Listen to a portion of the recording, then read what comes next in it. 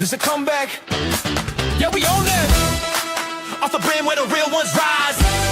Gentlemen's round table, no disguise. From the struggle, from the weight, from the fight inside. We don't quit, we rebuild, we redefine. Welcome to Off the Brim.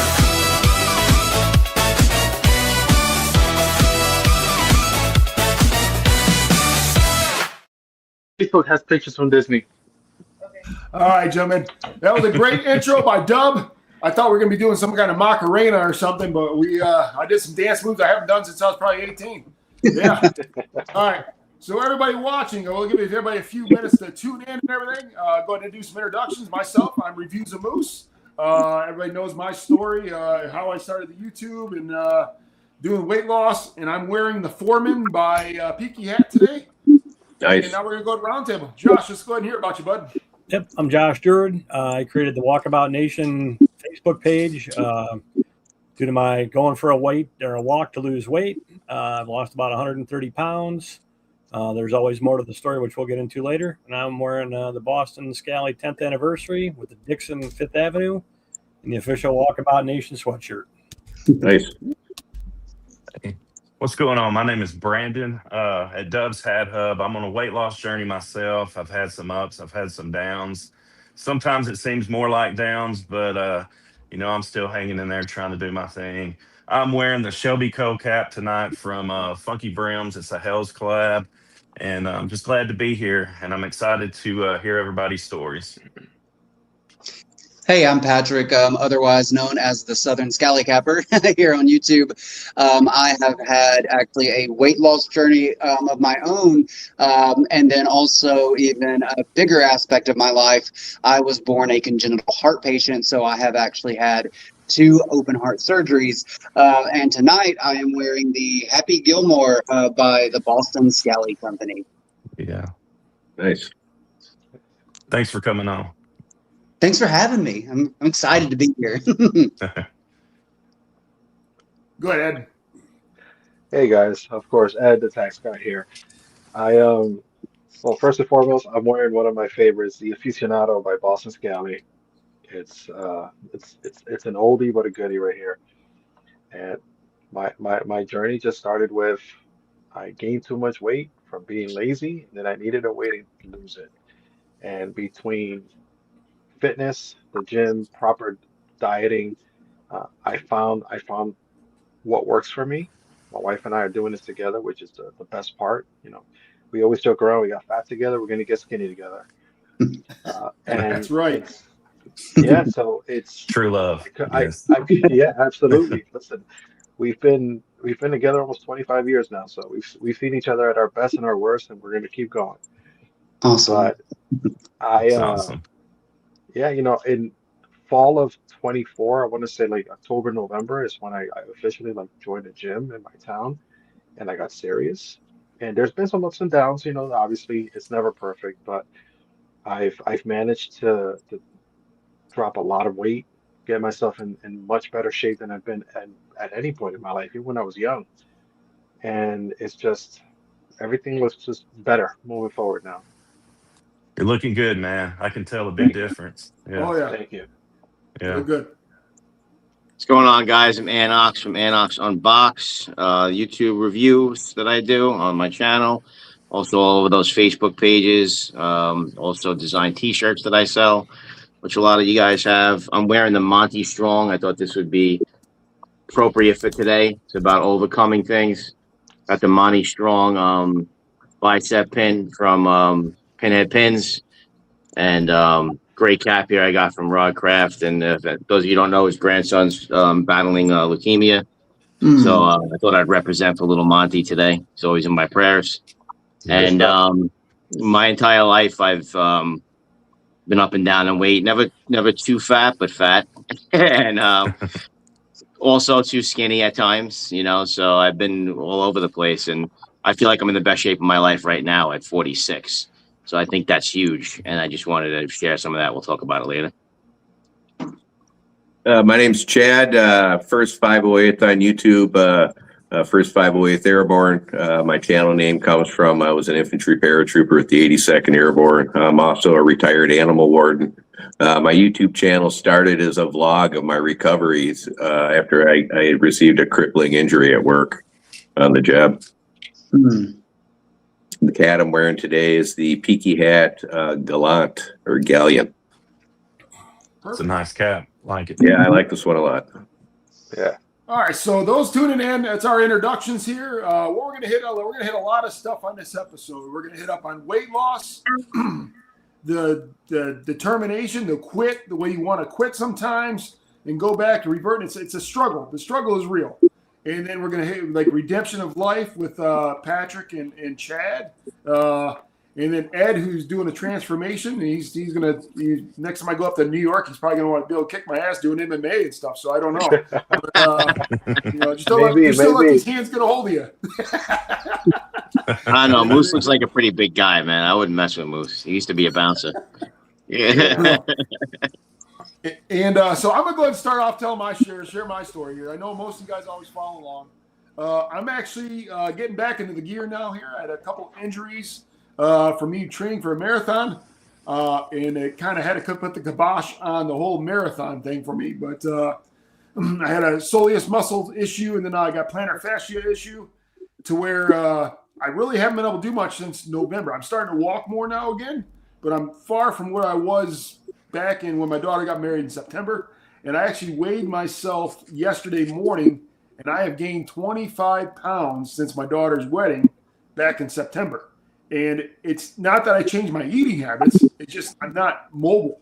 So it's so I've just been struggling that, and now I got to get back in the groove and just fight through the plantar fascia and just start getting those miles. Luckily, the last few days I've been walking my daughter's dog Hooper and getting back in the cycle of it. And that's I mean, everybody pretty much knows my journey on here. And but I'm just glad everybody's able to join us. Nice to meet all of you guys all together here. Yeah. And big fan, and we're not just talking about the success, we're talking about the struggles and everything else. We're just not just what we're going through, but life in general. All right. So we're gonna go ahead and hit up. Anybody have any questions? First of all, anybody have any questions before we start getting into Chad's story? Nope. All right, let it ring, Chad. Let's hear it. I guess my story is about how I found the key to happiness from a crippling injury. I was an animal warden. I did that for 2 decades. For about the last decade of that, I used to work third shift doing all the emergency animal-related calls for the city. Any call that the police would have involving animals, both wildlife and domestic, I typically responded to. One night I was impounding a dog that had been hit by a car. I got it in the back of my truck. It was the middle of winter, and a pickup truck fishtailed around the corner and hit me, knocked me about 30 feet, kept going. It was a hit and run. It caved in my floating ribs on my left side. 2 of my discs in my back, I no longer have discs. It's bone on bone, and then the other 3 levels are badly herniated. This left me unable to walk for a while. I was pretty much bedridden. I used a cane for several years. For about a year, I got really depressed. I was on massive doses of painkillers. When you're in that kind of pain, it becomes like a really oppressive, heavy weight that you can't get under or out from under. And the painkillers weren't doing anything for me. They just made me feel sick 24/7. And I was just in a bad spot. I knew if I stayed on them, I wasn't going to probably be around that much longer. I could just feel my body falling apart. The only really surgical intervention they offered me was a morphine pain pump. I wasn't eligible for like a spinal fusion because I had degenerative vertebral and disc disease, and my vertebrae wouldn't hold any screws for any kind of fusion or anything. And again, I just became really depressed. I was just in a bad place, and then I started getting angry at myself for allowing myself to get there. And I decided I had to make some kind of change. And so I went off all my medication cold turkey. I got like incredibly ill for about 3-4 weeks. And then I just started forcing myself to walk every day.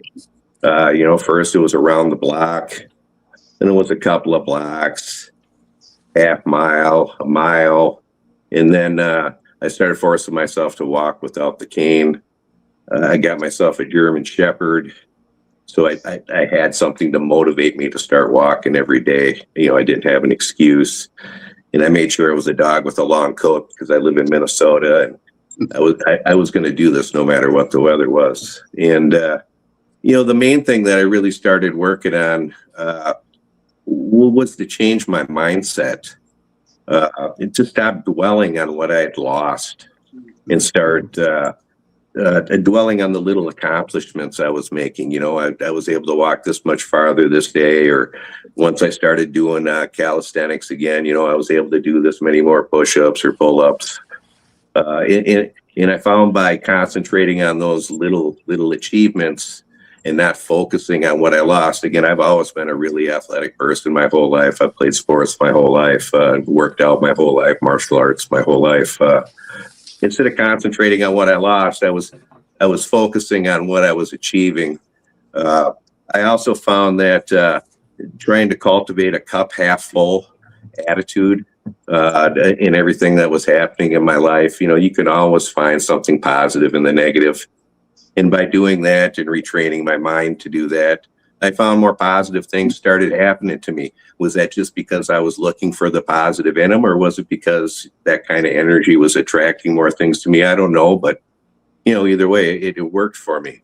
I started using positive affirmations every day. I would tell myself every day, it's a beautiful day. Or I would also say over and over again every day, you're healing and getting stronger. So many times, in our heads, we fill our heads with negative self-talk, and we're sometimes our biggest critic. And I think your head should be a safe place. And it's okay to criticize yourself, but it's not something that you should continually do and dwell on. And again, using some positive affirmations like that, again, in the exercise and that, I just found that my life changed for the better. That I was able to focus on the things that were important to me. Now when I'm able to go out and walk with my dogs, I always say it's a beautiful day because that was taken away from me at one time, and I appreciate it no matter what the weather is now. And that's one thing, if I was going to tell anybody to take away from my injury, and that the most important lesson I could pass on is, again, just to cultivate a cup half full mentality about everything in your life. Be grateful for what you have. Grateful for those around you.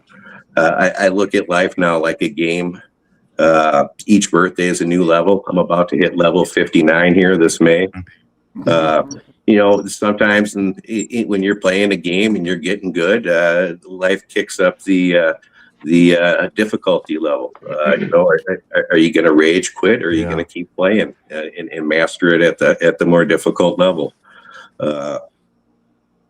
I'm going to play this as long as I can until I meet the boss at the end, and no matter what it throws at me. The obstacles that life puts in our path, they're not blocking our path, they are the path, and it's how we choose to face those obstacles is what makes or breaks us.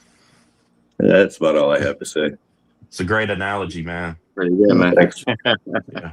Chad, that was Love probably that. our first conversation where we got that deep, and I love it. It's he's like, you finally get to really know you, and so the question I have for you, I mean, at one point of our lives, we kind of hit that rock bottom moment, to like either continue going to the death route or doing what Chad did.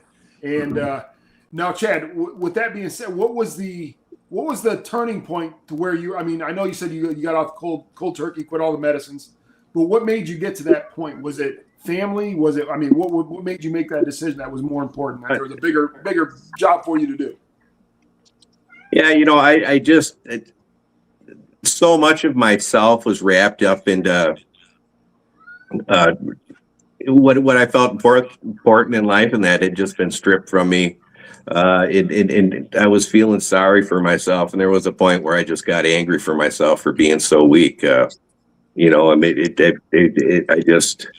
I couldn't believe I had gotten to that point where I was just constantly dwelling on that kind of stuff, and I needed to snap out of it. That's awesome. It's a great story, Chad. I mean, I know we shared bits and pieces of that together in private chat, but to actually hear the whole recovery process, and you know, we're just glad that you're still here with us because you know you're definitely an asset, and you know, motivate others as well. And I think that goes with everybody here that's on the show tonight. But any of you guys have any other questions for Chad and his story? I have a question. Oh, go ahead. Yeah. Chad, I actually have two questions. There's one, how old were you when you were injured? And do you have any external support like family or children or anybody that can help you or that did help you? Or you just I raised 5 kids. My wife was a tremendous help through all this, stuck by me through the whole thing. 100%. She helped me through the whole thing. And I was about 45 when it happened to me. Yeah, right in the throes of midlife. Yeah. Pardon my cat. Mark. I love animals, so I don't mind. Yeah, he's a good boy. So the time period from when you were down to like using a cane, your recovery, like what did that involve to get you back on your feet? Like were there certain exercises, you know, things like that, things you had to build up slow, like just you know what I would recommend, walking, anything. Yeah, what I would recommend for anybody who's getting back into fitness is to always take it slow.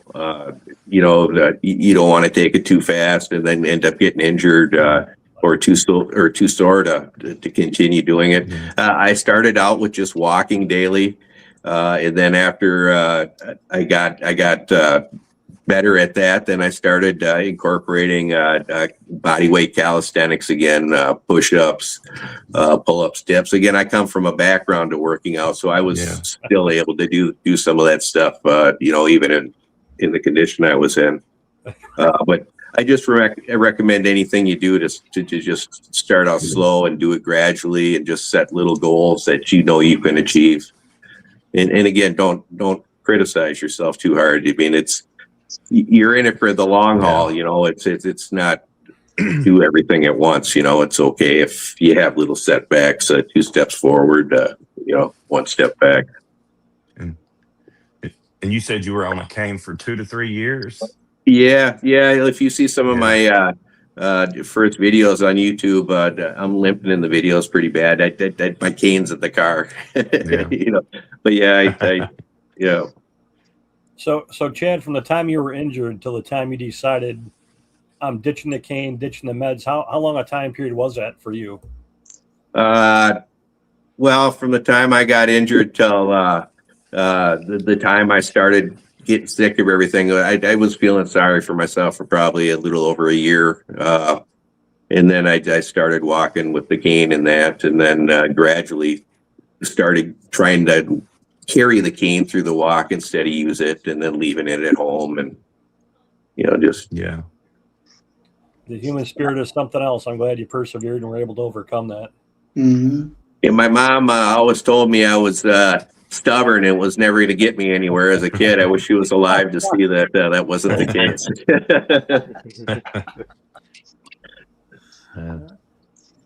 Any questions for him, Patrick, Ed, or Ant? No, I'm just glad you're here, man. It's crazy because we never had that conversation. I didn't know any of that stuff, so that's pretty cool. That you know, you're sitting here with us today. Yeah. The coolest thing about it is I would have never done YouTube or any of that stuff, and now 79 million views later, I've met some just incredible people that have been great friends, you guys included. It's been something I would have never ventured into. That's really been fun. Yeah, it's crazy how you could look at the bad things and then trace them to something good, you know? Yeah. Well, I often find looking back in hindsight at the bad things that happened to me that they were just making room for something better to come into my life. Right. But when we're Yep. going through them, you don't realize that until after you've gone through it. And sometimes it's important to keep that in mind. When something bad's happening in your life, maybe this is making room for something better. My first wife left me when I was in the Army with a 4-month-old baby to take care of myself, and that's why I ended up getting out of the Army. And I knew nothing about kids at the time and had to learn real quick. And that was like, oh my God, what am I going to do? And 2 years later, I met my wife, and today is our 29th wedding anniversary. And it was making room for something better. And Awesome. often I find that bad things are often doing that. Absolutely. Congrats on the 29, man. Thanks. Yeah. Congratulations. That's a rare feat anymore. For sure. Most definitely. All right. Anybody else have any other questions for Chad there? Nope. No questions from me, Once? man. Just kudos to you, man. Kudos on the Yeah. recovery and just finding Thank a you. new leash on life, man. That's amazing. Yeah.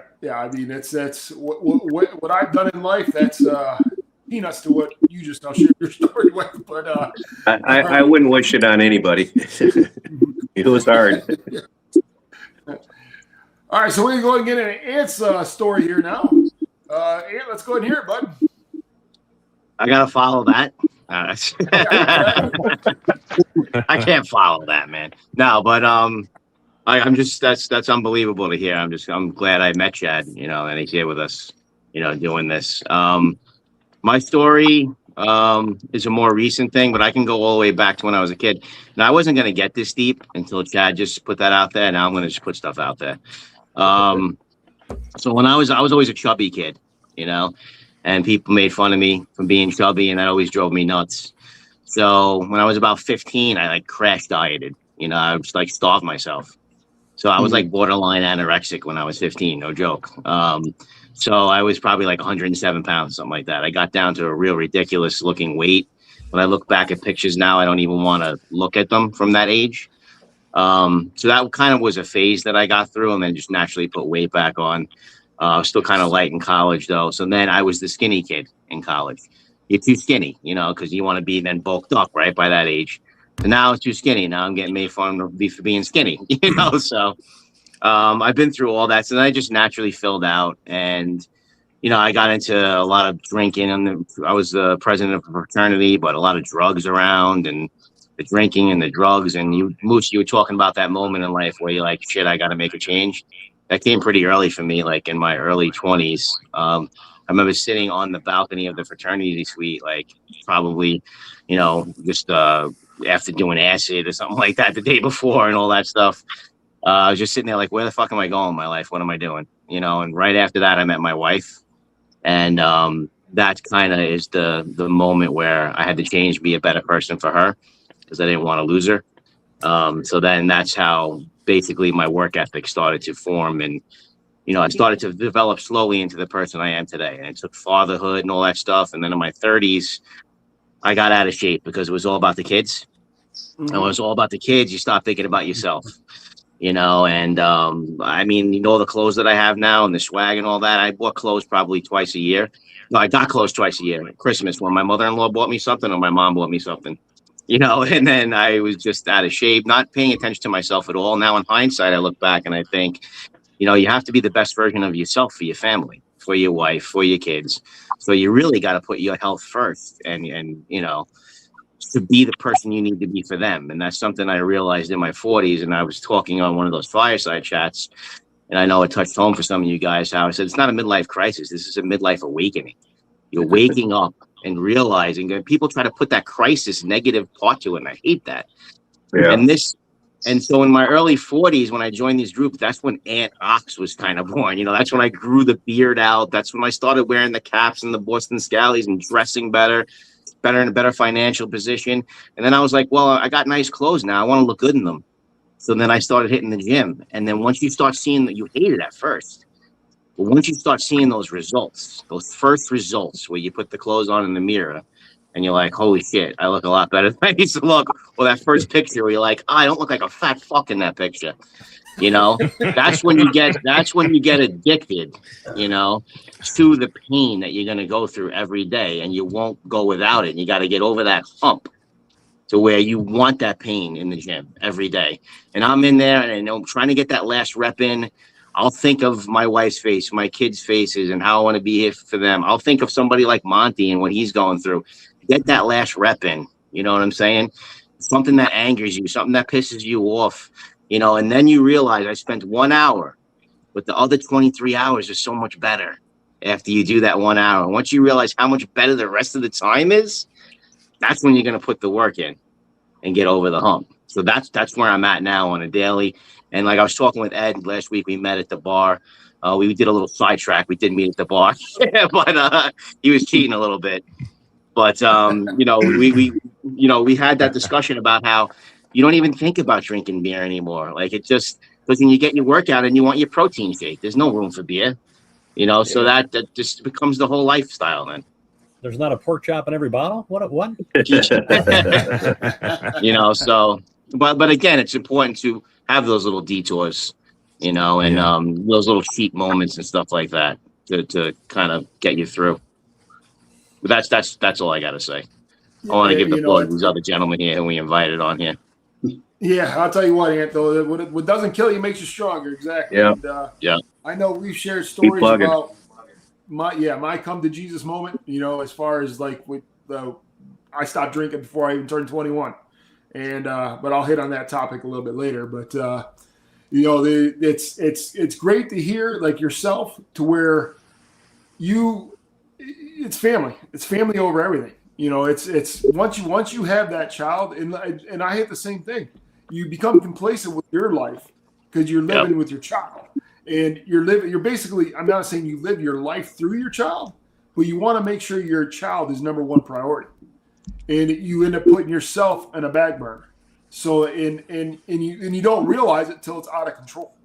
Yeah. And you said you were in your 30s when you realized that, and that's exactly the way I feel as well. I mean, it's just you put everybody else first beside yourself, and then when it gets to the point where you start having either health issues or something like that, and then you realize, okay, I got to take care of myself as well. You know, I love my family to death, but you know, I got to if I don't take care of myself, I won't be here for such and such when you guys get older.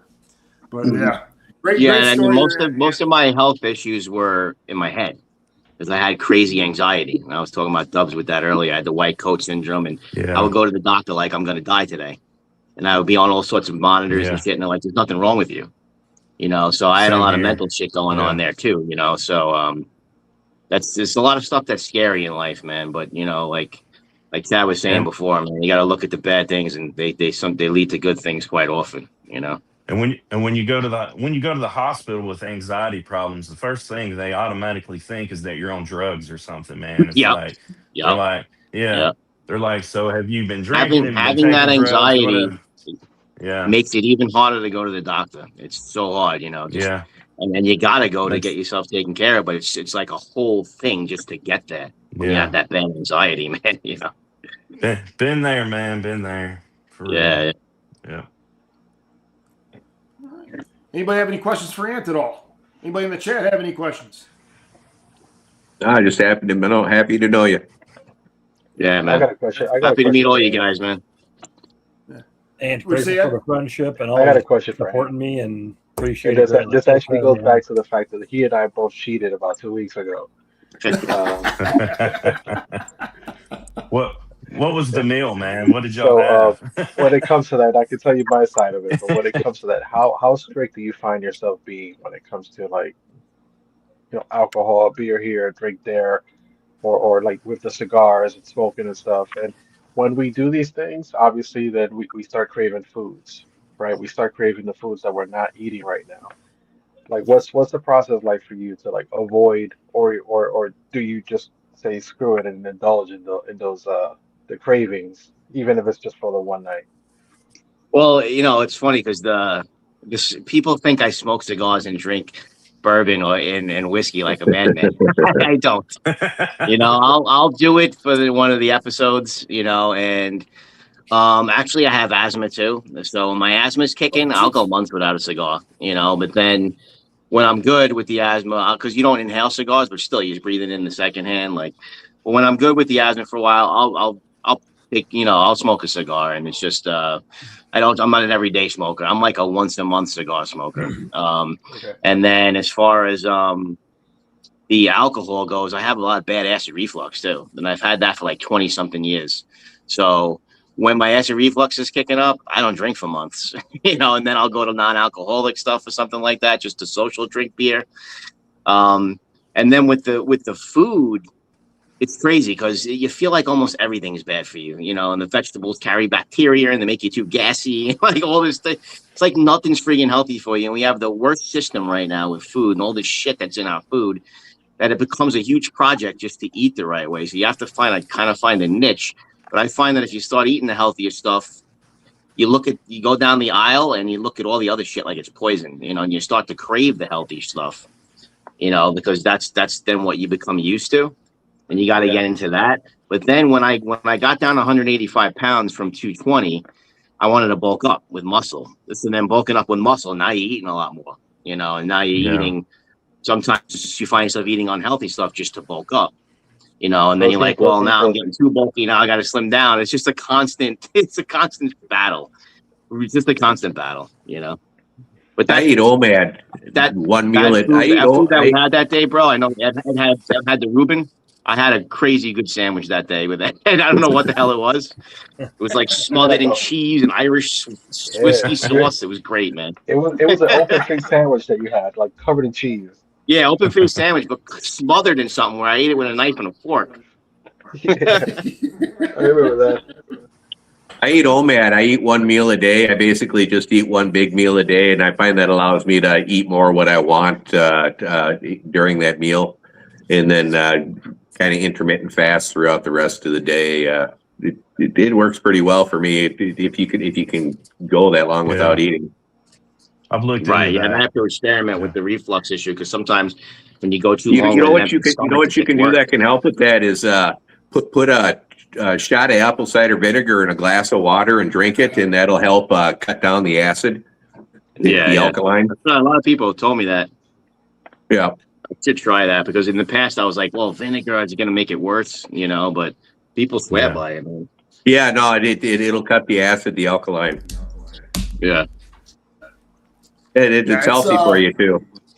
Yeah. Oh yeah. Yeah, I've never had any acid reflux. When I hear people I talk use it about to it, shrink I don't know what it is.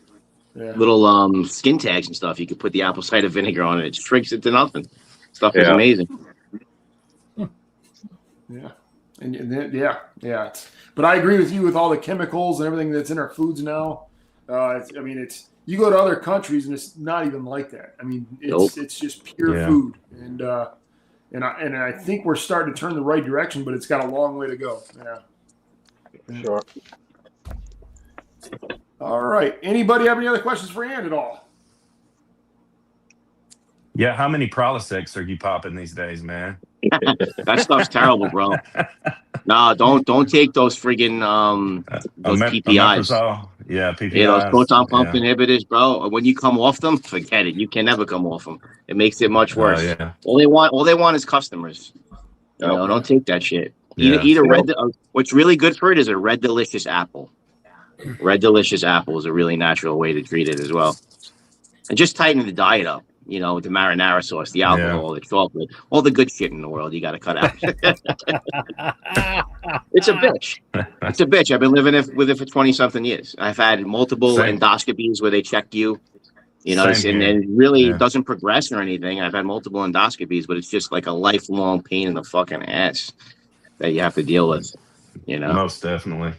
I've had the scopes and all that crap done too, man. Yeah. It's always, you're okay. Well, what the fuck?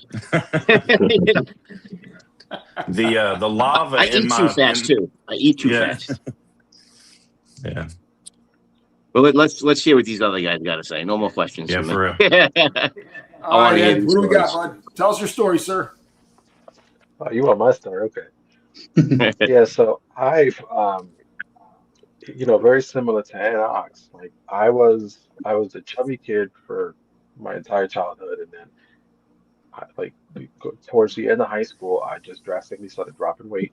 I wanted to look good. I wanted to get attention. My friends and I were working out, playing sports here and there, never really committed to anything, but found a way to drop weight without really getting in shape. Eventually met my wife. She and I were pretty much on the same journey. We would go to the gym together and all that, but we weren't taking care of our diet properly, right? We would go through all the fad diets. We went through Atkins and South Beach diet. We tried paleo. We tried keto diet. We would do all these crash diets, and it's like, all right, you lose a few pounds for a couple of weeks, and then because you're not staying consistent with it, we would gain the weight right back, right? And then we had kids, right?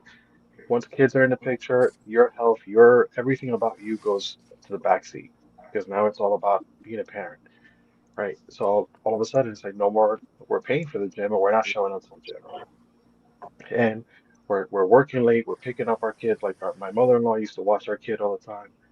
We're getting out of work late, we're picking the kids up, and the next thing you know, we're stopping by the local restaurant to pick up dinner because we don't have Yeah. time to cook.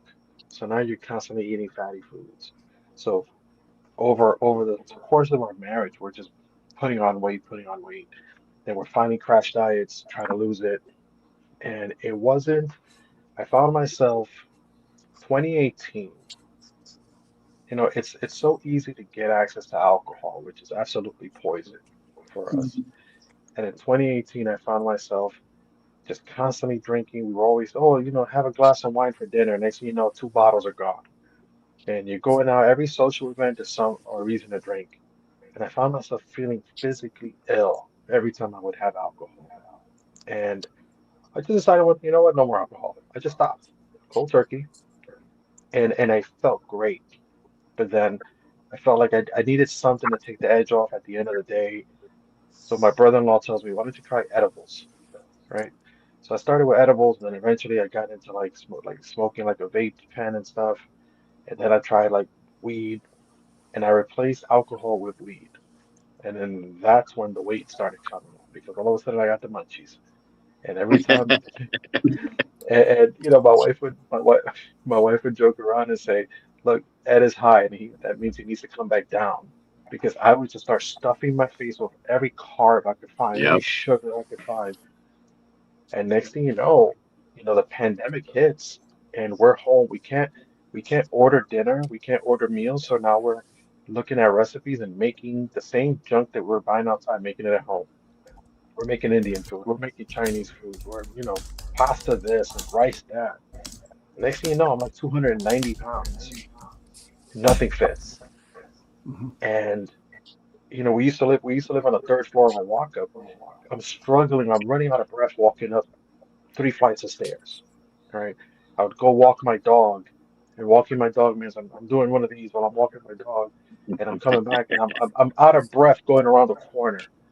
But I wouldn't stop. I was smoking weed every day. Eventually, we moved out here to Long Island. We bought our house, and again, it's like all of a sudden I have hypertension, and now I'm on medication for high blood pressure, and nothing was changing until we found, well, before I found the gym, I found reviews with Moose, right? So there was part of me looking at Boston Scally because I used to wear flat caps before, but I could never find a flat cap that fit my head because I was so goddamn fat. And I found Boston Scally. I started looking at videos. I found Moose's videos, right? And Moose was talking about his weight loss journey. And I saw where he was started and the progress he had made.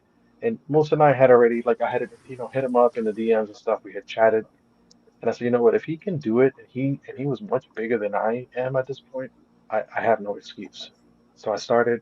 My wife and I, we have a park nearby, which is really beautiful, built out park, baseball fields and um, basketball courts and stuff. We would walk the tracks, walk the trails, but then the weather would get crappy. So we're like, all right, what are we going to do as far as exercise? And it happens to be that we found this gym in our town, boxing, kickboxing, strength training. And we went for, we paid for a trial class. We liked it. We went back. Next thing you know, like there's such a community there that we found ourselves constantly coming back. We became members, and when it comes to changing your health and habits, it's literally about just forming habits, and that's what I learned in this transition, right? You have to form good habits to replace the bad ones, right? Mhm. So every time you start a diet, you're just following a fad, you're following a trend, Yeah. because if you don't actually make that as part of your lifestyle, it's not gonna yield results, right? You could lose 5 pounds doing X, Y, and Z, and you're gonna regain it and maybe even gain more once you stop doing that. And what I found was the longer I committed to my actual health, the better it got and the easier it became. And then I started seeing the weight coming off. And seeing the weight coming off was one part, and then seeing my body changing all of a sudden, it's like one day my daughter goes, Dad, you don't have man boobs anymore. And I looked down, I was like, hell yeah, I don't. That's what's Yeah. up. You know? And for me, the biggest health scare was the fact that I found myself constantly short out of breath, and the high blood pressure because it wasn't being treated. I was getting these really bad migraines, and I honestly thought one day I was gonna have a freaking aneurysm. I thought I was gonna collapse and die when I was sitting at my desk at work. And number one, got to get a doctor. Let me start treating this, and let me start getting my health in order. And now I was actually telling them. So when Ann and I went out the other day, my gym, we participated in a 6-week challenge. To everybody had their own different goals, but obviously my goal was to drop another 10 pounds. And during this 6 weeks, where we're tracking our macros, we're being very, very targeted. I was eating, I was eating 200 grams of proteins, 150 grams of carb, 70 grams of fat every day. So I was doing 2,100 calories, and I was actually following it along, being very strict. And every time anything would slip up, I would speak to my coach. I'm like, listen, I'm not hitting my protein goal. Every time I up my protein, my fats go up. How do I adjust this? And he goes, easy. Drink a protein shake every night. Just get the plain protein powder, make yourself a protein shake. You're gonna hit your protein, there's no fat. And all of a sudden I found that shift. And I, in total, since I started working out, I've lost just over 40 pounds, but then I put on about 10 pounds of just muscle. And I saw the difference. All of a sudden everything starts fitting better, right? Like I went down from busting out of a double X, shirt, a Dixon or something. Now I bought a extra large Dixon a couple of weeks ago and it fit me perfect. So that motivated me to like, all right, what else can I fit now that's an extra large? So I went to Macy's and got myself like actual fitted dress shirts to wear with like suits, right? Then I went to what was the other store? We were just Burlington. We went to Burlington. I ended up finding pants, like dress pants to wear to work. At one point I was a size 42, then the size 40s were fitting me too loose. Now I can fit into a 38. I haven't been able to fit into a 38 since I was in my 30s. Right? I'm 45 now. All of a sudden, and once I saw that change, that's when it's like, all right, you're going in the right direction. Even if you slip up somewhere, even if Aunt makes you drink a Guinness, you know, Oh, come on, man. it's not the end of the world. No, no, no, no. Man, I enjoyed that Guinness. St. I'm just Patty's bu- Day, we got to throw all the rules out. yeah, of Yeah. course, of course. Bad I'm influence, just man. busting balls here. But no, listen, my motivation, I told Aunt for this challenge was I had a 4-pack of Guinness draft in my fridge. I was like, I'm gonna crack one of those as soon as this challenge is done. And guess what? That pack is still in my fridge right now. I just don't have the urge for it. It's just Yeah, there. yeah, It's that's like, what I yeah, was yeah, talking yeah, about yeah. before. I'm gonna get to it. I'm gonna get to it. It's Yeah. it's just there. Dude, I drink Also out water on all Long day. Island, where we are on Long Island, I mean, there's just bars everywhere. When the Yeah, summertime hits, it's so hard not to drink. Like, we're it surrounded. is. But You listen, know. even you were good. If you remember, we went to that seaside place, and you were drinking non-alcoholic beers. Yes. Yeah. Yeah. I was like over the winter, right? Or over the Yeah, yeah. Yep. it was two different outings. You were having non-alcoholic beers. We went to that place in Port Jeff, and then we went Yeah. to that place closer to your house. Yep. And Yep. and, And I mean, I gotta respect that. I gotta respect, you have you have the beer just for the sake of like the social aspect, Yeah, yeah. but you know, when you say no alcohol, Which is no crazy alcohol. that I grew into the taste of a beer. When I was a kid, I just wanted to get drunk. That's all of us, man. Yeah. Were you drinking St. Pauli's Girl or O'Doul's? What were you drinking there? Oh, No, I duels. was drinking Corona Zero. Those were Corona Yeah, Zeros. They have Corona Guinness Zero. Zeros Yep. too. The Guinness Zero I had at the St. Patty's party recently. It was pretty good.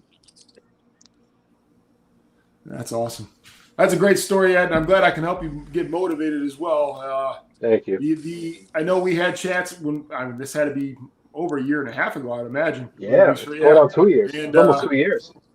Yeah, and it's just that actually fed me more to continue my journey is when people start sending you messages like, "Hey, can you help me out? Can you give me advice?" I mean, it actually fueled me more to continue the journey than it would be if I was just doing it because That gives you motivation. Yeah, because like my wife, she doesn't have any issues like that, so she was like always like, you got to do it on your own. And so it was like either I go to the gym by myself. I'm in Wichita. I don't have any friends here in Wichita. So it's like I just do it yourself. I'd walk on the thing, and then I got friends with deer, and deer were all my videos. And then next thing you know, after that, it just ended up being people reaching out to me. I think the deer helped, and it just that actually added more motivation because there's times where you just feel like, oh, I'm done with this. I don't want to do it no more. But then you got people like Ed reach out to you, and it just okay, let's keep it going. And Ed, I'm just curious, is it what do we got here in your background here? I see a Purple Rain sign here. What's yeah. Oh, so actually this I have a few CDs and records framed. I don't know if you can see it clearly, Okay. but so that right there is the 2015 Paisley Park remastered edition of Purple Rain. I found it at a record shop in New York City, and it still has the plastic wrap on it. I bought it and framed it because I have two other copies of Purple Rain as well as Nice. the rest of Prince's catalog. But that album right there, once I saw that one in that condition, I said I need that for my wall. Let's take another glance at that. Let me see what kind of memories I see on this wall here. He's got So a this bunch wall- of I see 90s I hip have hop like- shit up Bob Marley, there. I see Snoop Dogg. I see Nas. I see Biggie. Biggie. Is that Cypress Hill? Jay-Z? Cypress Hill, you got He's got Raekwon, the chef, up there. Yeah. yeah. My buddy and I, we got to be extras in the Purple Rain movie when they were filming some of the concert scenes in First Avenue. Yeah. We got paid like $30 a day to watch a free concert. It was a lot of fun. That's right. I I thought you remember were saying that. you were in the scene with Apollonia getting out of the lake. No. We were just crowd extras. Yeah. Chad was cleansing himself in the waters of Lake Minnetonka. Yeah, he was the underwater film guy. Yeah. But yeah, actually I have more records and CDs. So what I did was like my favorite 90s like hip hop R&B CDs. Like I took out the sleeves, album cover work, and I just framed them. Because now obviously we stream everything. We don't play CDs anymore. Yeah. But I still have a bunch of records in which I passed on to my daughter. My daughter actually has a Victrola record player upstairs, and she has like crates of records and stuff. So yeah, I mean, besides that, obviously you'll have all of my free collectibles over there in my books. But yeah, I created this is my office / dressing room / man cave, right? So I have all of my little knickknacks to keep myself busy in here, especially during tax season when I need a distraction. All right. Anybody else have any questions for Ed at all? No, I'll just keep going, man. Keep doing it. Yeah, you got it. You got it, bro. I'm proud of you. Stick I with it. really am. I mean, Thank you, man. Thank you. I remember when I first got you hooked on a Dixon's Cypress Hill flannel, and Yeah, yeah. Now that you hear about that being too big, now that's awesome to hear. Yeah. I know. Actually, I started selling off all of my XX Dixon shirts because they're huge on me, and I feel like somebody can make use of them. So I've gotten rid of like half of them already. Oh, wow. And I still have a few more that I'm gonna put on like one of those like Dixon Facebook groups to sell it off. I know, man. I tried to give you a Just free hat, and you restock couldn't it, even buy take new it. ones, new size in an extra large now. Now that I could fit in an extra large. Good, Dub. Is it I my could turn now? I couldn't hear No, Dub. no, I'm no, no, sorry. no, no. I was asking you're saying something about the Ed, about your Oh, I was just saying that I offered him a free hat, man, and he lost so much weight he couldn't even use it. So yeah, that's awesome. Yeah, it's funny that it does that. I used to be like an XL, and then I went down to an extra large or a regular large, Yeah. yeah, but you know, it's you would never think that when you lose weight, your actual head gets smaller, but it does. Yeah, and I would have that's never have another thought that. issue, right? Like all of Yeah, my Boston Scally caps are double X, and they're all huge on me now, right? yeah. And I I never and I realized put that until this whole hat game. yeah, I never knew it I either. put majority of my hats through the shrinking process just to get them to fit comfortably. This But what makes I've me done is sad the most because recent hats that I've purchased, like outside of Boston Scally, I get it my exact size, which is a 61 centimeter, and they all fit perfect. And I roll the dice now. When I buy a Boston Scally hat, I order it in extra large, and they've been fitting in extra large. Mm-hmm. We better get to the other guys or we're going to run out of time. Yeah, Yeah. and I do have some questions in the chat, but I pinned those questions, guys. Whoever's in the chat, and we'll ask those at the end. But let's go ahead and get to the Southern Scally. Let's hear your story. Yeah, so I thought it was pretty interesting that Chad was kind of comparing his journey to a video game a little bit. That was awesome. yeah, I'd say if I did that, likened my life to a video game, then I'm starting level 1 at half a life bar. I was actually born with a condition called tricuspid atresia, and essentially what that means is I was born without a right heart valve. But by the time I was 2 years old, and this was back in 1987, I had to be flown out to the Mayo Clinic in Rochester, Minnesota. Yep, their chat is maybe close by. And so I was there, and I had open heart surgery for the first time. It was called the Fontan procedure, where they essentially put in an artificial heart valve. And that lasted for a long time. I did pretty good with it. The biggest thing growing up, and of course, it was the only life I knew. So my endurance was always really low. I got tired real easily. I couldn't do sports and things like that. So it made life a little bit more difficult in that aspect. Not that I ever wanted to do too many sports anyways. So I was actually okay with that growing up. But then about 15 years ago, when I had to have my second open heart surgery, and that's essentially the Fontan division. And that is, of course, the one that I remember. And that hit me really hard. It was a really tough surgery. My body was counter-reacting to the Lortab they were giving me, so I had to recover in ICU on Tramadol and Tylenol. And after having your chest cut open, I can tell you that doesn't feel good. It does nothing for the pain. I bet. It was a rough recovery. I couldn't even walk without assistance, and I was trying to walk thinking, I'm never going to be able to walk again. Like, I'm just not going to be able to do this. And then it was so crazy because after about a week of being in ICU, it was just like a 180. And I was like, I'm ready to get out of here. I feel good. I could eat. So it was about another 3 or 4 days. I got back home. And of course, the recovery continued on and on. It's actually still going on. But speaking to what all of y'all were saying, before that, I didn't have any psychological, mental things going on. Man, after that surgery, the anxiety came in. It got really tough, and which of course just it can make your chest tight, so you think you're having a heart attack. And being a heart patient, I'm like, at this point I can go in every time I have a chest pain. Now I would live in the hospital, right? I mean, things. And so I got to the point I was just like, this is my life, and I'm going to have to deal with this. And what's funny, not funny, but it is what it is statistically, I am in the last year of my life. For Fontan patients, I will actually be 41 Sunday. So if I make it there, I've beat it. But it's, you think about that, and when I do consider all that, and because now that surgery has been so long ago, as Fontan patients get older and older, of course, the problems just keep coming and coming. They don't stop; they get worse, just because that's really all they can do medically.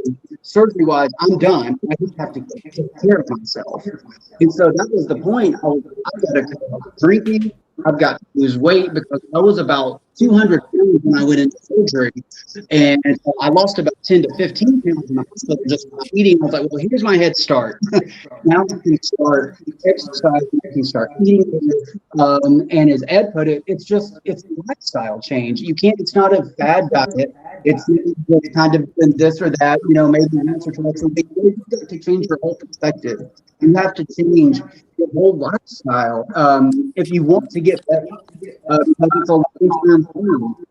And so that is what I have learned that I have to do. And with the arrhythmia thing I've been talking about, that has been happening the last 2 years or so, where essentially I'll just be sitting at my desk at work, and then all of a sudden my heart will jump up to like 180 for just no reason. But then it'll just settle down in about a minute or two. Of course, it's scary. And Emory is where I go now in Atlanta, and they just want to test. I have a life to live. And of course, I know my best interest in mind. But you just kind of have to realize, health is a thing. It's not like getting an inheritance or something like that. This is something you have to do for yourself, because nobody, even if they wanted to do it for you, this is something that you have to do if you want to do it, because nobody can give it to you. And with all these things going on, with all of the anxiety, I was at a time I was almost fearful. I was like, how am I going to make it to 50, 60, feeling like this? And I think, I just had to get to the point. It was like, I can't worry about tomorrow because, well, for one thing, tomorrow may never even come. But I have to live for today. I have to live, and because what I'm doing by just worrying about tomorrow or the next day or how I'm going to feel, I'm just wasting the time I have to do with my wife and my family. And I'm destroying these moments worrying about what hasn't even happened. And so I got to the point, I was like, no, I'm not doing this mentally to myself anymore. I can't bear it. It was pressing down so hard on me, all the anxiety. I was like, you know what? I got to do it a day at a time. I'm not going to worry about it anymore. And as a Christian, and I've mentioned I'm a Christian in other videos, I believe God is sovereign over all things. And there is a reason for everything we go through. And no, everything we go through isn't fun. A lot of it isn't. But worrying is absolutely nothing to make anything better. And so you have to do what you have to do in the moment to be successful, to be prosperous, to be happy, to be joyful. Otherwise, and I didn't realize, when I would get home with my wife from work, I was just worrying all day about things, that could possibly happen. And I was like, it would just destroy our evenings together after work. I couldn't even have a good weekend because I'm worrying about what might happen. And that is just absolutely no way to live, no matter what you believe. So I just got to the point, I'm not doing this anymore. And, I can't think about this might be the last year of my life. I mean, yeah, maybe it might be, but it might be for someone else too. And it will be for somebody else too. And life continues on. And so to be in that mindset is it's damaging. And that would be the biggest thing I could tell anyone, is just don't have that mindset of defeat, because it is going to affect every single aspect of your life. So you want to hear my complete version? I'm going to keep talking because I know we have so many others to go here. If you go to my All Heart Cap review on my channel, the whole story is there. That's a great video. Yeah, it is. Yes. Hey, just real quick, brother. Let me give you a fist bump. Oh yeah. I just felt I needed to do that. Hell yeah. It's tough. I mean, Great story, man. Yeah.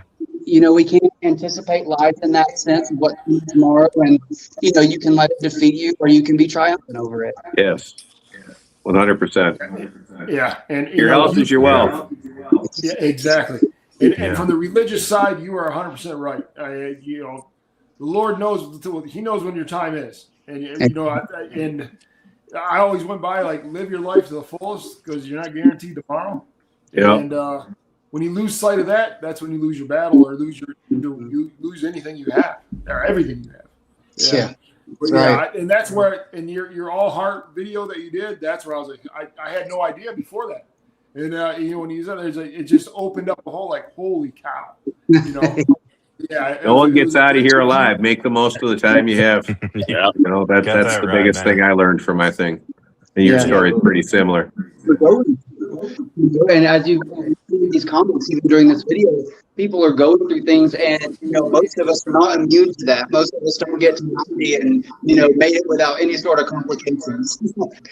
So it's probably going to happen. Maybe not to the degree that it's happened to me, but we're going to go through hard times in life.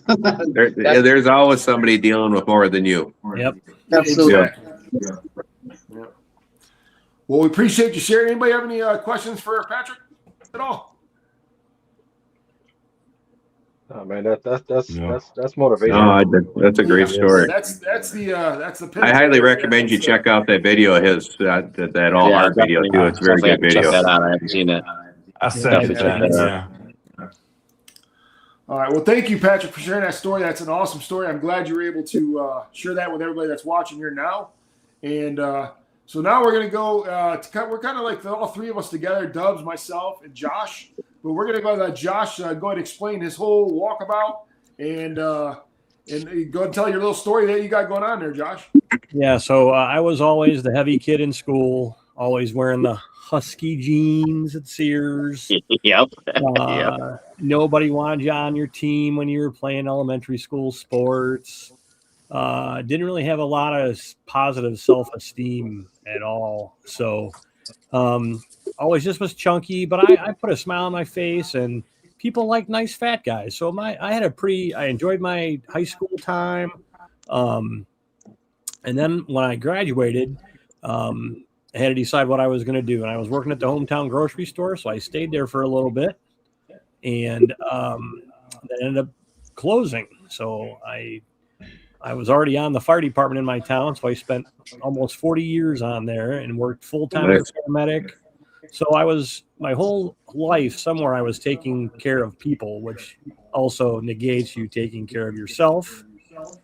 Fast forward, you get married, have a couple kids, still not helping. And of course, if anybody remembers about public safety jobs that didn't pay for crap, so I was working 2-3 jobs. And then lo and behold, in 2016, I had a little health scare that started the whole mess for me. I had a mass in my neck.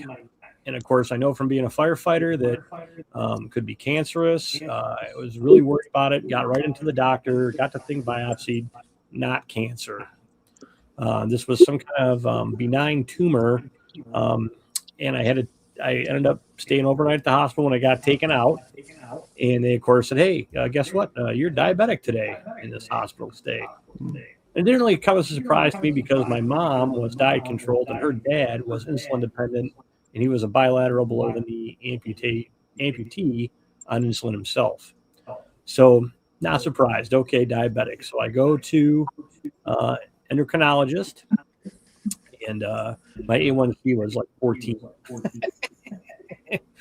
That's a problem. And we're going to give you this cool thing called an insulin pump. And that was in 2017. I weighed 323 pounds. And of course, if anybody's not familiar with how this little insulin pump works, it takes all your carbs and turns them into fat.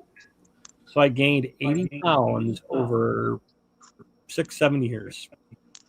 So when I retired in in June of 24, when I look at pictures from Facebook and the timeline, I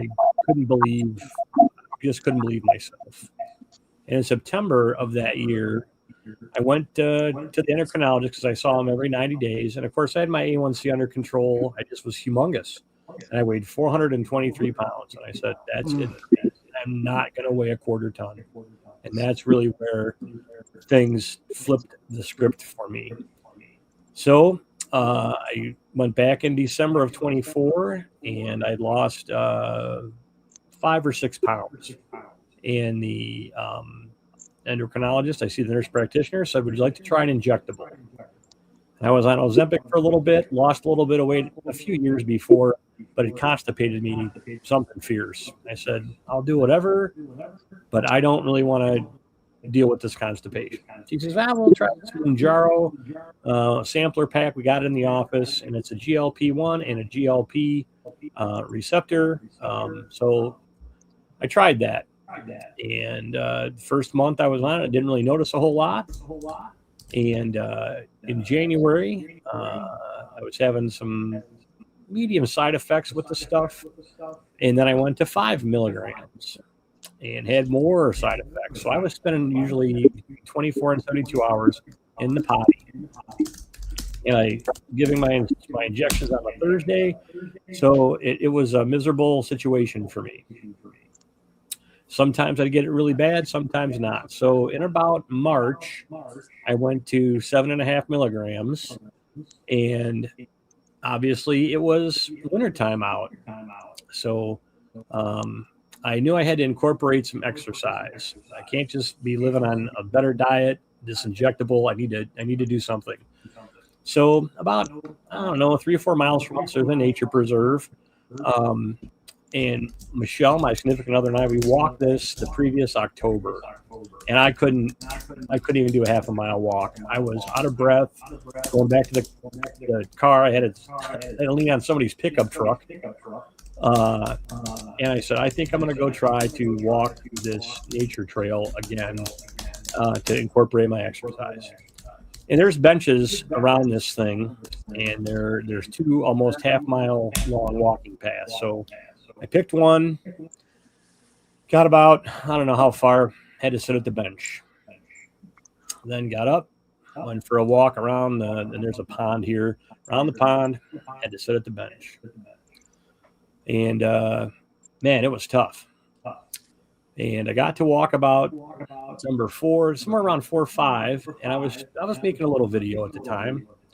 And I thought, does anybody really give a shit about a fat guy going for a walk in a nature park? And I don't know what happened there for everybody, but I started getting inundated with text message, Facebook messages, people posting to the thing. You've inspired me. I used to walk. I need to walk. I can't believe you're airing this for everybody to see. This is pretty personal. And it just exploded from there. So I started walking a half a mile, and then gradually I could walk by that first bench and say, eat shit, first bench. I don't need to stop here today. Thank you for your service. Then you could get to the second bench and sit. Okay.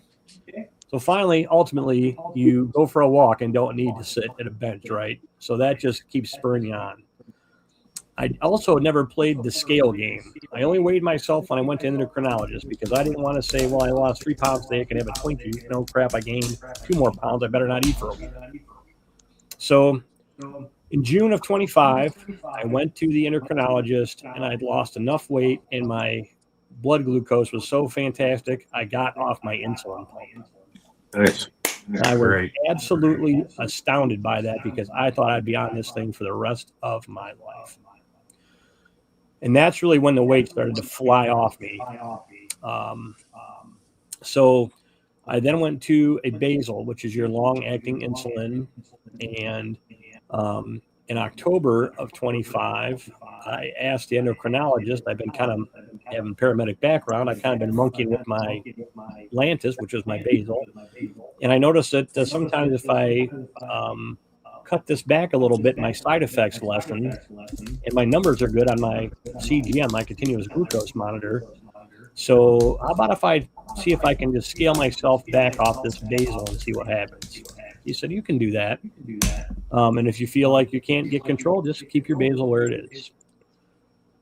So long story short, in December, I weighed 305 pounds right around Christmas time, and I was really wanting to get to 300 before I went back in January to the doctor. And I missed my goal, still hanging around 303. But by that time, I was down to 4 units of basal. So when I went to the doctor, she said, if you just have 1 big glass of water, you're going to flush that basal right out of your system.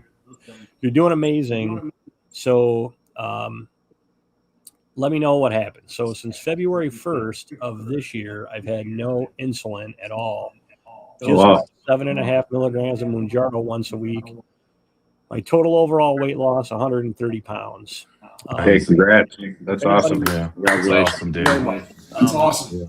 Let's give him a fist bump too. Yeah. Yeah. I'm in it.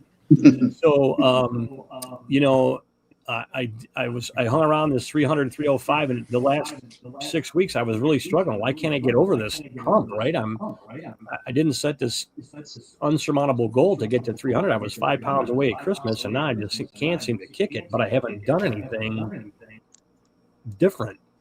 I've been working out at the rec center this last winter and through the springtime here because I can't walk obviously in the winter. So I'm on a treadmill or a recumbent elliptical.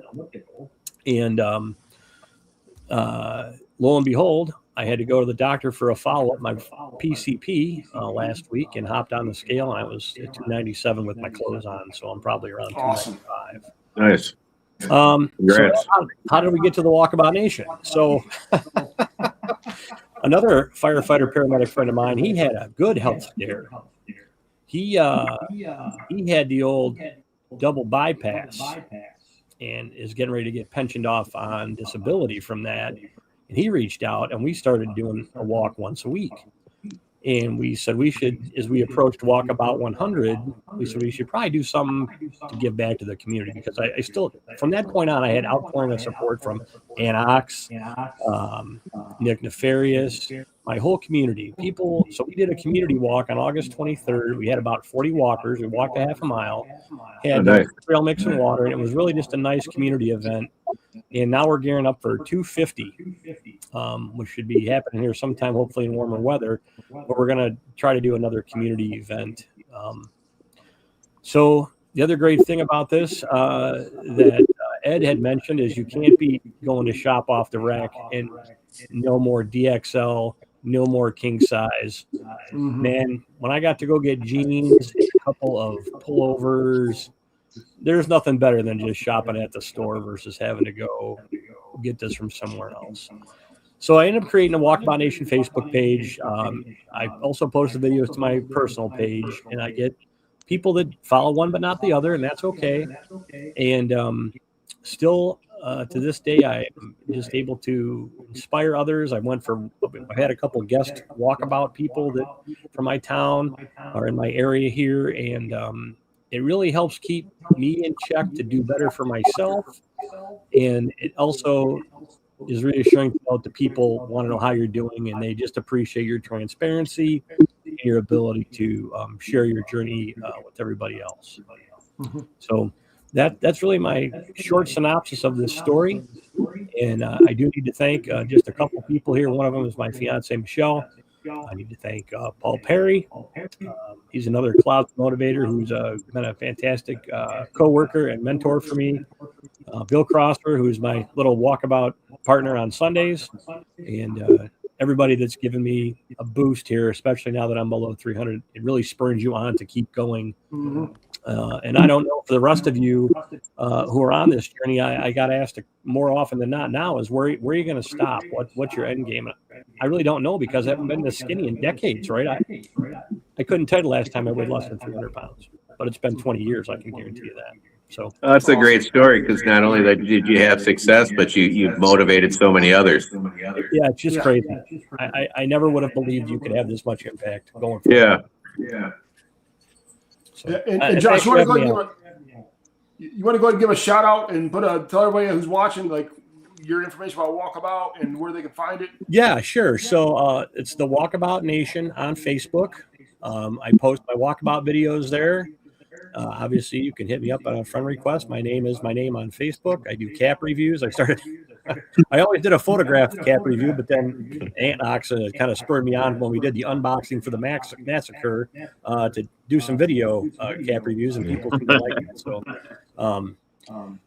So I'm in there, but I'm happy to share with anybody. I have no secrets. It's just hard work, determination, and the perseverance is what gets the results. Never giving up.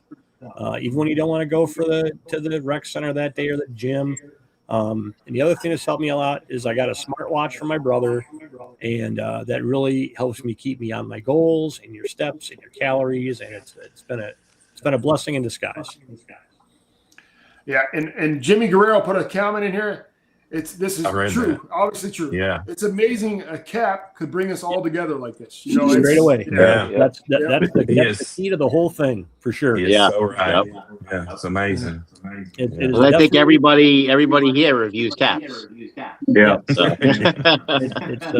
It's funny. I've been making all kinds of other videos on YouTube, but it was watching Moose's cap reviews that got me going. I started talking to him and said, "God, I've got these caps too. Maybe I'll start doing a few reviews." And he encouraged me, and the rest For me, is it was Ed. history. For me, it was Ed dropping his little reviews. He got me Yeah. going.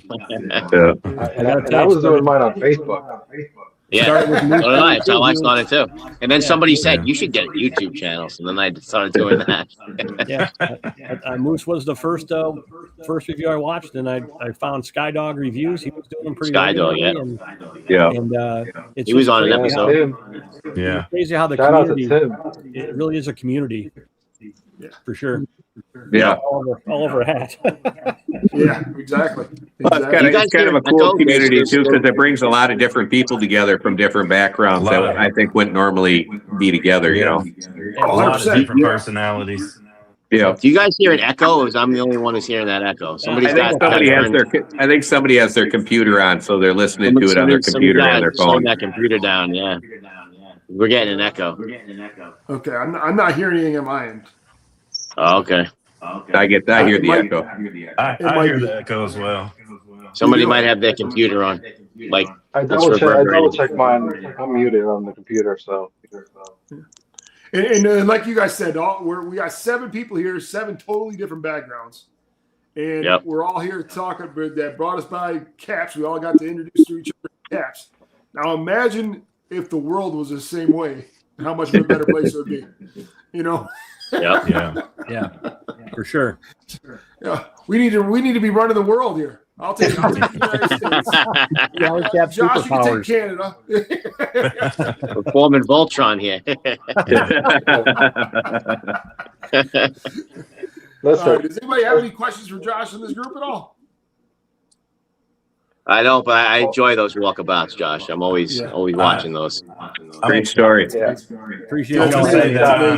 that Just a quick comment, Josh. I mean, I love what I've seen you do. I have type 1 and type 2 diabetics in my family, so seeing that and comparing it to their journey, their struggles, it brings it home for me. That shows you're on the right track too, that you're able to reverse that. Who knew you could become undiabetic? Yeah. Yeah, my one of my coworkers, same thing. He just did it on his own. He said, "Yeah, I beat it on my own." I'm like, "What?" Just strict dieting and exercise. I'm like, "Oh wow." And that's all Yeah, I've that's how done. my brother-in-law did. And Josh, Hope put a comment in the chat. Josh is my brother, and I've never been so proud of someone. That is awesome. Yeah, so I lost my wife in 2021, which is how I became involved with Michelle. Oh, my condolences, man. And thank you. And she was really the first person to eat more chicken, ground turkey instead of ground beef. We'll make our own sloppy Joe seasoning versus buying it from the envelope. The other thing I didn't really touch on here is I did have a little health scare for myself that also helped spur this on. But in 2021, I had a TIA right after my wife Laura died. I spent about 6 months of pizza and beer, not really knowing I was not in a good headspace until I realized I was not in a good headspace. So that has also impacted me to again become healthier, because as Michelle and I progressed dating and engaged to get married, she said she might like me around for just a little bit longer, and I better try to take better care of myself. So, honey, I got the message, and I accepted the assignment, and I couldn't do without you. Awesome. Somebody just said they watched the Gentleman's Roundtable while walking the treadmill. That's awesome. Treadmill. Yeah. So yeah, All right, Dub. Let's hear it, bud. So yeah, at an hour, I'm going to keep this as short as I can. But there are things that Josh and Ant both said that I could actually copy and paste into my story as well. I have dealt with so many different things in many chapters of my life. I've dealt with anxiety and horrible panic attacks. And in that, I started to self-medicate with alcohol. And I began to drink a lot. I became an alcoholic. You know, my wife had dealt with a lot with that, and she unfortunately had to deal with a lot of things there. Had to make a lot of changes, and quit that. Ended up getting married to her, having kids, started doing the straight and narrow, I guess you could say. And but yeah, once I got married, man, my weight just started to increase more and more. The kids, you know, the married life, all that thing, all those things. And to where I am right now, I have a lot of medical problems. I have sleep apnea. I have liver issues from fatty liver. One of the biggest things that scared the crap out of me was that I lost my vision one day, got violently sick, and found out I had type 2 diabetes. And I had lost my sight for like 2 weeks, man. And like I said, scared the crap out of me. My sugar was like 350 or something, or 300 when I went in. Uh, my glucose was 10.9, I believe. And started making some changes. Lost 20 pounds, you know, and that reversed my numbers on my AST and ALT, which are liver enzymes, and brought those down. Let's see what else, man. There's so many things, you know, like Ant was talking about with GERD. It affects it too, you know. But that 20 pounds though, man, it changed my liver and got back down to normal. As soon as I started kind of like focusing on my weight again, my sugar levels started to drop. Of course, they put me on metformin, and that helps as well. But everything that's wrong with me right now could be reversed if I just lost weight, probably 75 more pounds, you know. So the struggle is getting there, and I you know I make good choices and bad. I have good days and bad. And I'm a late night eater, man. That's my big problem, dude. I'll be half asleep, rolling up to the fridge, you know, about 12, and trying to get me some treats or something. And that's just the way it is. But I've tried to make better decisions there, you know, and it's a struggle. But I'm very active. I know I talk about Kevin James a lot, man, joking around, but I'm a big guy. I'm a big guy like him, and I'm actually very active.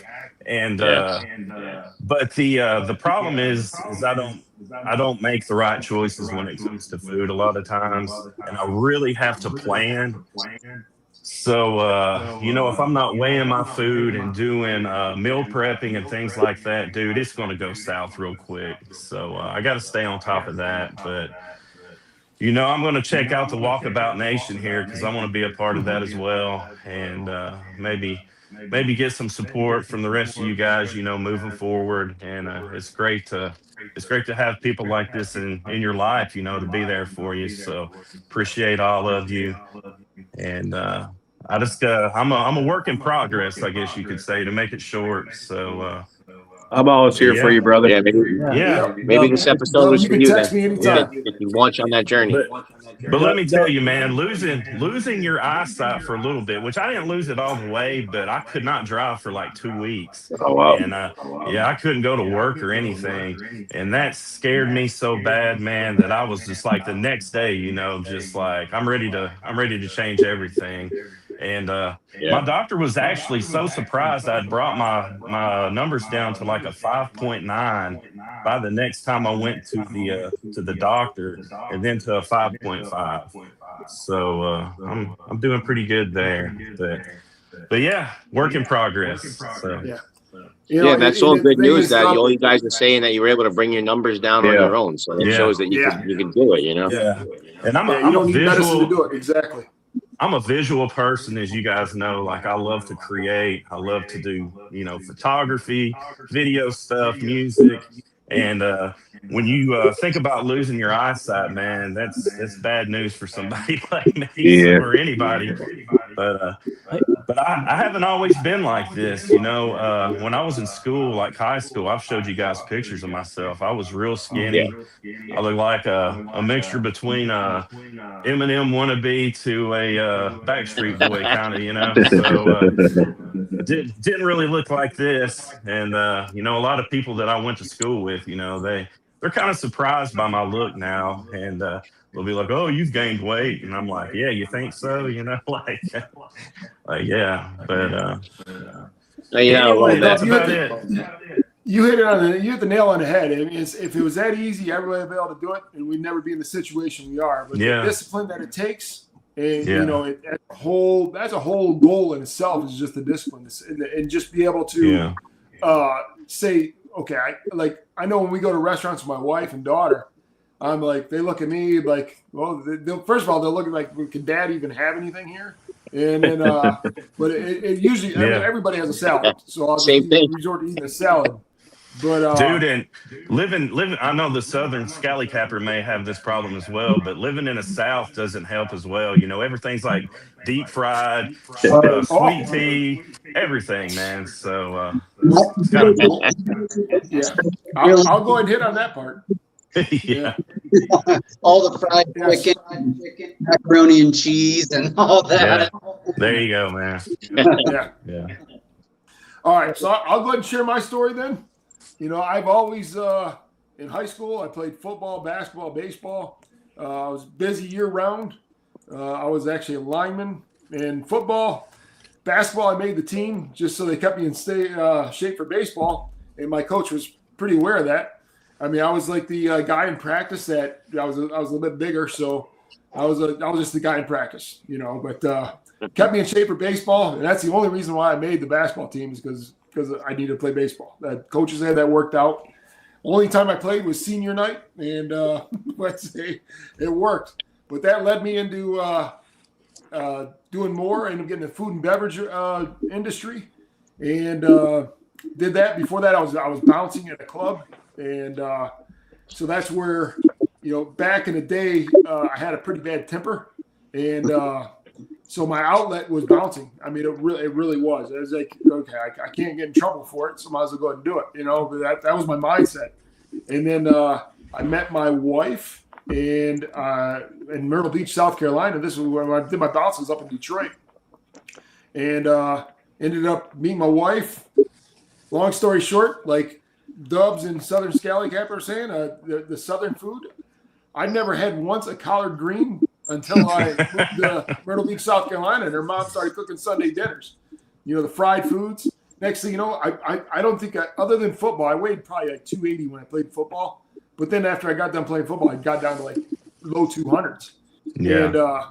And then I tasted that Southern cooking, and I went from low 200s to 300 really quick. And so, you know, you lose sight of things. We had our daughter. I ended up getting a health journey with my daughter. You know, I never was really big until about 10 years ago. And I was playing basketball, and I had a basketball injury. I was out. I couldn't do anything for like a year and a half. And in that year and a half, I gained like 100 pounds. And finally got to the point to where my daughter started getting a relationship. She actually she's pretty well known in the bowling industry, and she got serious relationship. And my wife had to talk with me. She was like, if you keep on going the rate you're going, you'll never see her walk down the aisle. And that's when it hit home. And I was like, I got to do something. At that time, I was 430 pounds. Wow. When I first started watching you, you were pretty big. It's amazing how much you've lost. It is, man. And I'm 6'4". I was 430 pounds, and I just started walking. Started walking a mile a day. Dude, on that, are you sure you're not 7 foot tall? Because when I saw you in Oklahoma, man, you made me look like a little fella, dude. Yeah, he said that you're 5'9". I said he ain't no 5'9". He's listed at 5'9". If he's 6'4", he's listed at 5'9". Yeah. And you know, and it was just a great time to start walking, and that's all I could really do because I was so heavy. And you know, and I changed my eating habits. I started eating clean foods, eating chicken, turkey, I couldn't eat fish because I had gout issues, and so I ate a bunch of vegetables. And Right. just continued to walk it. And That's what I'm saying. Sometimes the healthy food you can't eat for another reason, Yeah. Yeah. So I then just started walking and went from 1 mile a day to 2 miles a day. And I ended up getting my way up to 10 miles a day. It took me a little over 2 hours, 2 hours 15, 2 hours 30 minutes to do it daily of walking 10 miles. I ended up but like Josh said, once you crack that 300, you're like, I mean, how far can I go down? And then I end up getting down to like 205, 210, and I have gained 25 pounds back, but I haven't changed my eating habits, just I'm not walking. So now I'm starting to get back in that walking routine and getting back to where it was. But you know, the discipline and the determination, if I would have done it solo, I would never been able to do it. So like Dubs, like you were saying, when you're midnight eating or whatever it might be, or midnight eating, you know, it's always good to have somebody you can reach out to. And my phone's on me, and I do put you guys on mute quite a bit when I'm sleeping. But you know, I mean, I'm always there for anybody. A message, you know, I might not answer it that night, but I'll definitely respond because I know how much of a motivation factor it was for me getting messages and people in chat that I'm motivating them, like Ed said earlier on, and that ends up being your goal. It's no longer what you can do for yourself; it's what you can do for others. And and that's where it's at now. I got to get back on the journey. I tried doing the marathon thing. I wish I'd never stopped walking every day and did the marathon thing because marathon thing spurred up some injuries and it put me in the dilemma I'm in now. Luckily, it's only 25 pounds, not 50 pounds. But you know, I got a wedding to go to in June. And I know Chad really likes my pink suit, and I plan on wearing that in my pink with that wedding. And Pepto pink suit.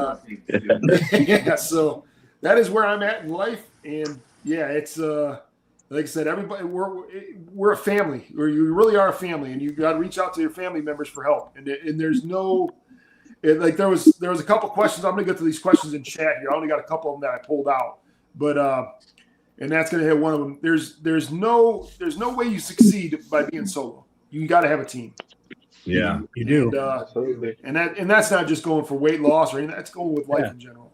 You know, for anything. Somebody or some people got to be in your corner. Mm-hmm. Yeah. And you know, back in the day, I always used to hear people talk like it takes a village to raise. You know, village raises kids. And then, I mean, that's kind of a rarity anymore to where a village even, you know, it used to be like if you did something bad in your neighborhood, well, that person's going to tell your parents. And then now it's like it's not even it's if you do something bad in your neighborhood, they're like, all right, let's go get an ice cream. No. There's no discipline anymore. You know, so it's but yeah, I do appreciate everybody being on though for sure. I loved all the stories, and it looks like we had a donation by Sugar Daddy Jimmy. Oh, he sent me a monetary thing for Ace. It pours one out. Yeah, I did. For those of you who don't know, I lost my cat Ace. Yeah, my condolences about that guy. And, for sure, he was a staple in the channel, and he always he was always in the business for sure. But you know, it's I miss him, and luckily I had my daughter's pets these last couple of days and last week, and that's made that definitely a little bit easier to go by. And I know I'm going to struggle a little bit. You know, I started doing my reviews back. I'm doing them in our basement. I'm not doing them in this room just because this is actually the first time I've been in this room in over since Ace has left. But yeah, it's thank you, Jimmy C, for that. And I appreciate the thoughts and you know everything out there with Ace. I do appreciate it. All right, so I'm got a couple questions here that are in the chat that I pinned, and then we're going to go ahead and end the episode. This is a long episode, and I'm glad everybody stayed on here. Hour and a half, man. Yeah, and, I told you guys. So that's an hour and a half for me. Yeah. So, Chad, Chuck Flynn asked earlier on. My question is for Chad. Chad, did you have resentment against the guy that hit you, and how did you deal with that? Oh, good question. You know, I to be honest, I don't really even think about that at all. I don't know why I don't, but I don't really think about that at all. In hindsight, my injury, I think the experience of going through it and stuff, it has had a net positive for me, even though it's taken some stuff away from me and I'm dealing with chronic pain. It's really refocused my life and what's important to me. I just think I'm more fulfilled now. If that sounds strange. All right. And thanks for that question there, Chuck. And then now I got Mugshots AZ. He's like, I'm down close to 50 pounds since beginning September by counting calories. Still haven't gotten into the gym, even though I got a membership. Any tips on how crossing that doorway for the first time? Yeah, I'll pop in and answer that. I'll tell you how to do it. Yeah. Get up and just go. Yeah. Yeah. That's it. Because No, listen, no shame, no worries about who's looking at you and what you look like. Oh, I'm the big guy, I'm the fat guy. Listen, we were all the fat guy walking into the gym. absolutely we were. And again, when it gets And inclement, you it's- got to do it's something to showing keep up the routine. right? Once we're done with this, I'm gonna go to bed. I'm gonna wake up at 4 a.m. I'm gonna be in the gym at 5. And then that's how my day starts. And it doesn't have to start that way for you. You know, go to the gym whatever time you can carve out that 30 minutes, that 60 minutes, but make it happen. That's the important thing. And stick to it. You know, don't make excuses. Don't let the weather dissuade you. Don't let, life's responsibilities. My wife showed me a video the other day that says, we have hundreds of problems until your health is your problem, and that's the only problem you have. Yep. Your health is your wealth. Without that, you don't really have much. You gotta prioritize it. You have to prioritize it. Just go to the gym. Walk in, hit the treadmill, hit an elliptical machine, whatever you're gonna do just to maintain activity and get yourself going, get the blood pumping again, and then you're gonna find yourself. I built a community around me in the gym just based on people with similar goals. You walk in there, you start doing your cardio, you start adding your weights. Next thing you know, you're building your community, rapport with other people.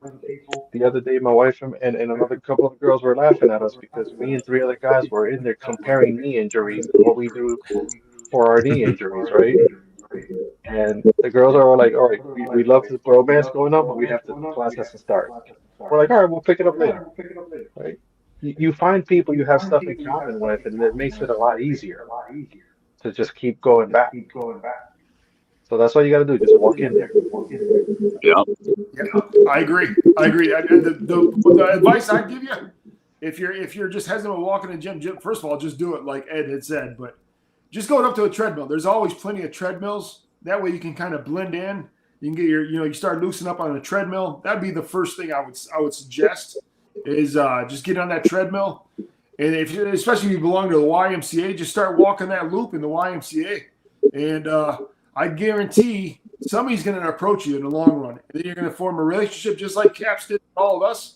You're going to form a relationship at your local gym with other people that are going to be doing the same thing, that have the same thoughts as yourself. So, and I hope that I was able to answer that question. Just get in there and do it. You'll find it. You'll find it, buddy. I formed a relationship with the other old guys, and we make fun of the young people in there on their phones. Yeah, exactly. There you go, man. All right. There's also Does some anybody good else sights have in the any gym that get you out there. Some ladies walking around there, a little motivation. Yeah. Absolutely. Absolutely. You're going to end up on a Live and Joey Swole direct. video, man. Anybody in the group here have any other questions at all for anybody here? I just have a comment for Dub. Dub, I just want to thank everybody for sharing their stories. I've enjoyed listening to all of them.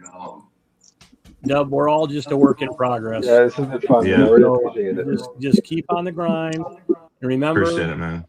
just go for a walk. It started with me for a walk, man. Yeah. And hit me up on the Facebook and need anything, just let me know. So, Will do. I'd like to Yes, thank thanks you a guys lot, for having man. me on tonight.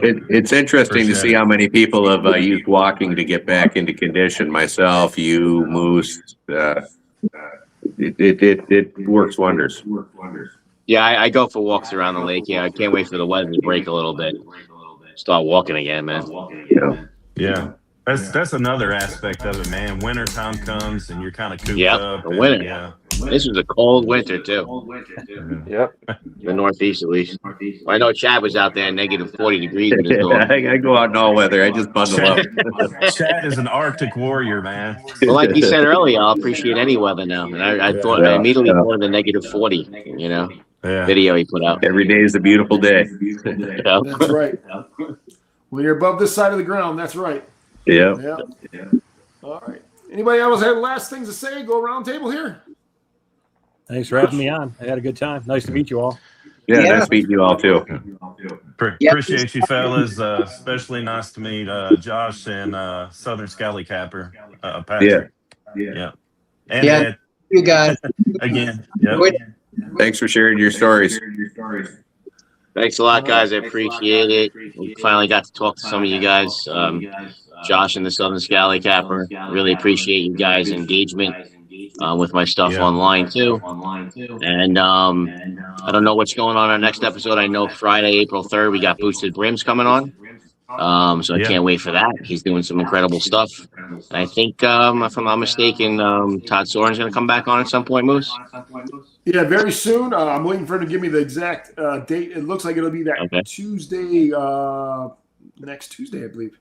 Okay, so there might be some kind of rad cap drop coming up, and then I've been talking to all sorts of people. Mulligan Gear, when he comes back from Ireland, might pop on, talk about his trip. So we got a lot of cool stuff coming. Yeah, we got a lot of cool. I know Chad's been reaching out to Scallywags and Sean and Walker from the Scallywag show. I think they're doing a collab episode with them, which is going to be pretty cool around when Sean drops his beard oil. So we got some cool stuff coming up. That episode won't be PG-13. I guarantee that. No, that's going to be a rated R episode. It will not be monetized.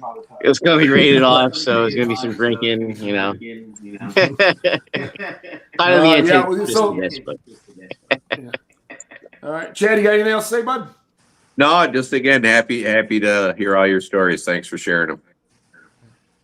I agree, and we appreciate everybody for watching. The comments were great, and we'll definitely do some more shows like this in the future with more guests.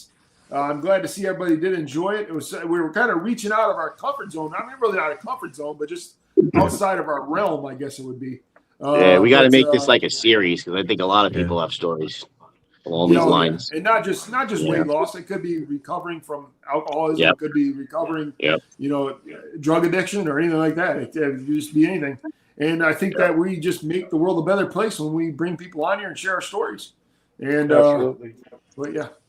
But we do appreciate everybody tuning in. Again, thanks all of you guys for joining us tonight. It was great. Pleasure to meet you, Josh. Southern Scally Capper, go Patrick. Ed, of course, you always you're kind of like a normal with us now. You're like you're like, what's the guy's name from the Three Stooges? The fourth one. What was his name? Champ. He's the champ. Well, I said Steve Martin from SNL because he was never a regular cast member. He was always on. Yeah, right. Always just popping up. All right. Well, thanks again, everybody, for watching. Thanks again for joining us.